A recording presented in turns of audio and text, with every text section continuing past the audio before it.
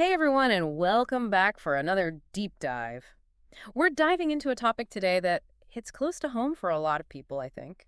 Cutting ties with family. Yeah. And not just, like ignoring a phone call here and there, but going completely no contact. Yeah, and often this happens when you're dealing with a parent who exhibits narcissistic traits. Right. And before we get too far, I think it's important to clarify we're not talking about your typical family disagreements or a parent who's like, a little overbearing sometimes. Definitely not. This is different. This is serious stuff. We're talking about navigating narcissistic family dynamics. Mm. It's a whole different ballgame. Where one person's needs, their wants, their feelings are the priority, often at the expense of everyone else around them. Absolutely. And to help illustrate this, actually, I want to share a personal story.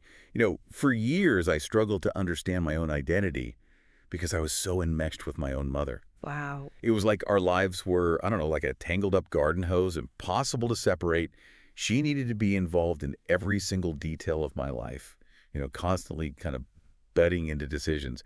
And her happiness, it felt like, was completely dependent on me fulfilling all these dreams that she had never gotten to. Wow. That's a lot to unpack right there. I mean, it sounds incredibly disorienting to feel like your identity is so intertwined with someone else's to the point where you don't even know where you begin and they end. Exactly. And it takes time, a lot of time, to untangle those knots and realize, wait a minute, my wants, my needs, they're just as important as anyone else's. Absolutely. And it really highlights that intense grip that enmeshment has in these family dynamics, right? It's like you're robbed of the chance to figure out who you are, totally separate from your parents, well, everything. You hit the nail on the head. Yeah. And it's more common than you'd think. In families where you have a narcissistic parent, this blurring of boundaries, it's practically a given. And that has to have a ripple effect, right? Oh, absolutely. Imagine growing up believing that your worth is tied to meeting your parents' every need. Like if you're not doing that, you have no value. It's heavy. That's a lot to carry. It is a heavy burden, and it can really manifest in some unhealthy ways later in life. Maybe struggling to set boundaries, constantly seeking validation from others. It takes a toll. So where do you even begin? Let's say you're in that environment. How do you even start to draw the line between what your parent needs and what you need to be a healthy, functioning individual? Well, that's the million-dollar question, isn't it? And unfortunately, for a lot of people, the answer is anything but simple. You see, in these families, there's often a rigid structure, a hierarchy almost. The narcissistic parent, they're at the top. The center of the universe. Right. And the children often fall into specific roles. Okay, so like what kind of roles are we talking about here? Well, you might have the golden child, Right.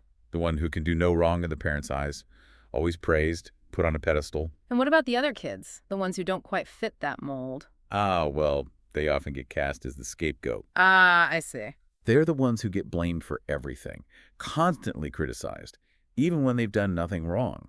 It's a classic tactic, really. So the narcissistic parent can deflect responsibility. Exactly. Maintains that position of power. This sounds incredibly isolating and painful for everyone involved, but especially for those children who are made to feel like the problem, like they are inherently flawed.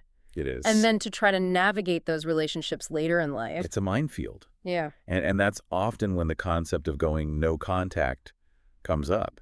You can be a last resort, a way to protect yourself from, frankly, more emotional harm, especially after years of trying to make things work. It's about reclaiming your life, your sense of self, choosing your own well-being, even if it means walking away from a relationship that, society tells you should make work no matter what.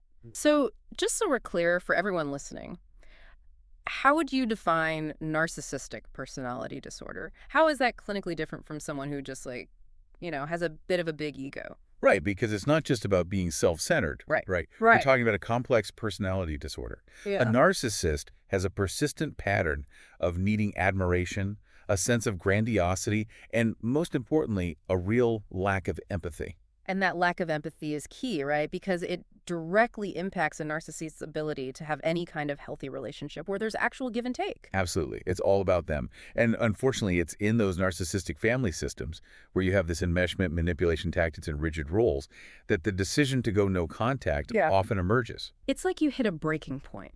Years of trying to set boundaries, to communicate, to just get through, and you're met with what? More manipulation, even abuse. The pattern. And it's in those moments, I think, that you realize sometimes the healthiest choice, maybe the only choice, is to walk away, even if it's your family. And that's where it gets really complicated, right? Because making that choice for yourself to walk away from family, it can feel incredibly selfish, especially when, society is always telling you family is everything. Oh, tell me about it.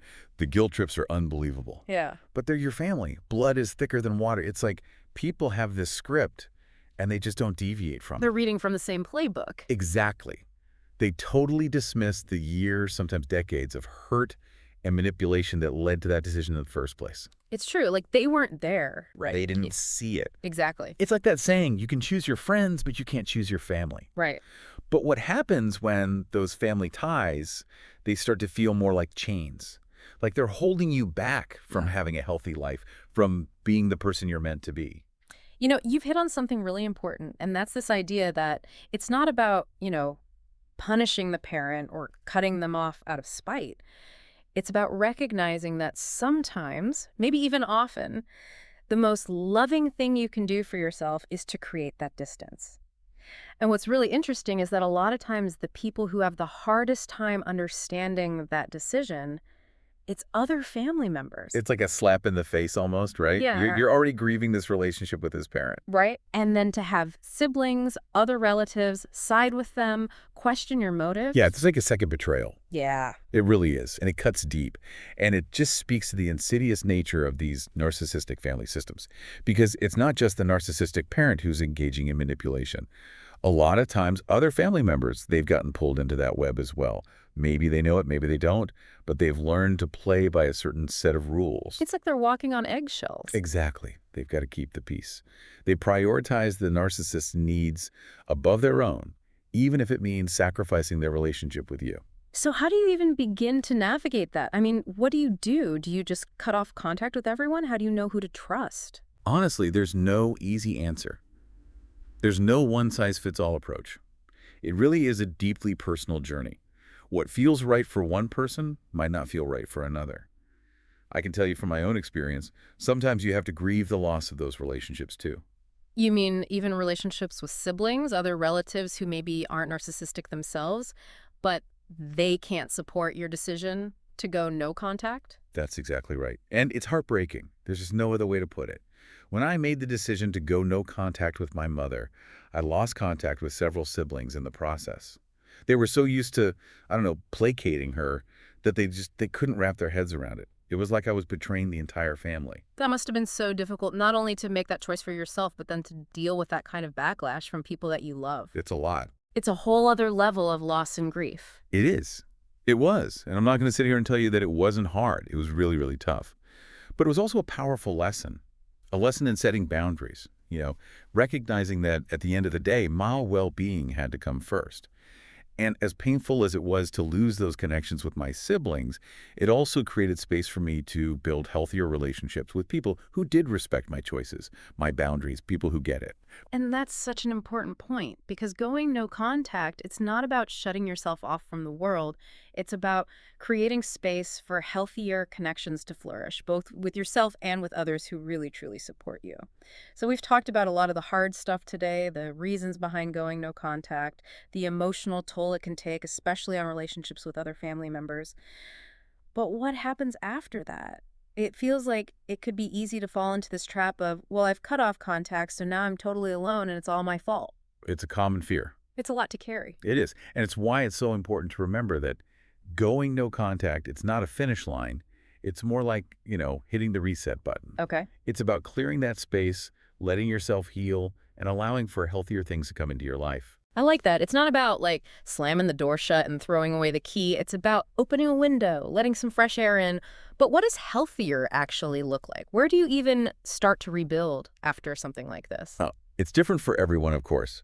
But therapy, I got to say, can be a game changer. Sure. Having that trained professional to talk to help you unpack all that trauma, to untangle those unhealthy patterns that you probably learned in childhood, it's invaluable. Because years of living in that kind of environment, it's got to leave a mark on you, right? Yeah. Even if you don't realize it at the time. It does. It really does. And it's like those optical illusions where you stare at a pattern for too long, and afterward, everything you look at seems a little bit off. Distorted. Yeah. You need that neutral space, that outside perspective to help you kind of recalibrate.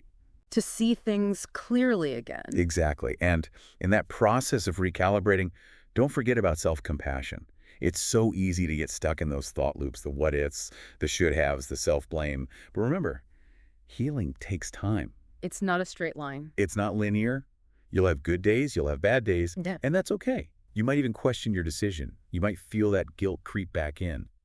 Be kind to yourself through it all. It's almost like you have to reparent yourself in a way, That's a great way to put it. to give yourself the love and validation you didn't get growing up. Yes. Learn to meet your own needs. Set those healthy boundaries. And not just in your family, but in all areas of your life. Romantic relationships, friendships, work. Because those unhealthy patterns, they have a way of popping up everywhere, right? Until you really deal with them. It's true. So to anyone listening who's resonating with this, maybe you haven't gone no contact, but you recognize those unhealthy patterns in your own life, that manipulation, even abuse. Yeah, You're not alone. absolutely not. And you have the strength to choose yourself, to choose healing. You deserve to be in relationships, whether it's family, friends, whoever, that are based on mutual respect, not control, not manipulation. 100%. Yeah. And it might feel really scary, I get it, to start setting those boundaries, to put yourself first, but It's not selfish, it's self-preservation. exactly. And it's often in those acts of self-preservation that we finally start to heal. And we can build relationships that are actually healthy and fulfilling. Couldn't said it better myself. So if you're struggling with this, if anything we talked about today resonated, please know you're not alone. And you have the strength to choose a different path. It might not be easy, but it is so worth it. And on that note, I think we'll wrap up this deep dive. Thanks for joining us. It's been real, folks. Until next time.